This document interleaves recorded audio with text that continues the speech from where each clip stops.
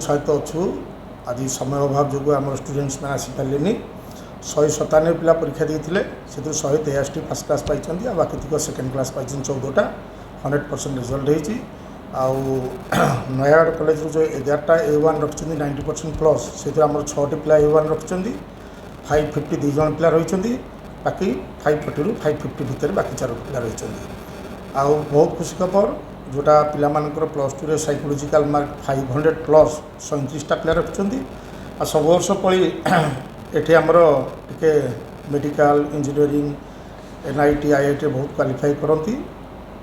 NIT result बाहरी पड़ी 14टा पिला क्वालिफाई कर मेडिकल रिजल्ट बाहर 14 तारीख में। देखिए आपको ये पारी ट्यूटोरियल नयागढ़ जनाशुना ट्यूटोरियल परिचित होती तो कौटू कौटू पिला केमती प्रिपेरेसन केमती कर बहुत बाहर पिला जोटा 6टी पिला रखिंट 90% प्लस ये गोटे जटणी खोर्धारू आसला आ 10 पला पाखापाखि तो बहुत पिला रही सदाबले।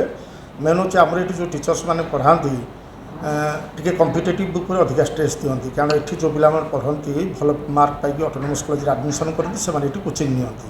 आ साधारणतः से मूल लक्ष्य प्लस टू अपेक्षा कम्पिटेटिव परीक्षा कि भल कर जोर थाए। तेणु किसी भी मार्क पिला कमी जाइए गोटे पिला रखी 97.97% रखी NIT JEE मेन्स से पिला भी टपर होती कि जदि एंट्रांस ठू टे काउंसिल पैटर्न को जाता से बहुत अधिक मार्क था। इंस्टीट्यूट शिक्षक प्रयास शिक्षक अणशिक्षक जो मैंने अच्छा से बहुत हेल्प करती पिला प्राय हॉस्टेल रहती पाने लोकल पिला कम रुहति हॉस्टेल पिला अधिका रहती नॉन टीचिंग स्टाफ मानकर केयर बहुत अधिका थाए। आ निश्चित भाव में मोस्ट इम्पोर्टाट हूँ 25 इयर्स एक्सपीरियंस प्लस जी आम फैकल्टी अच्छा कहीं यंग फैकल्टी ना all are experienced more than 25 years.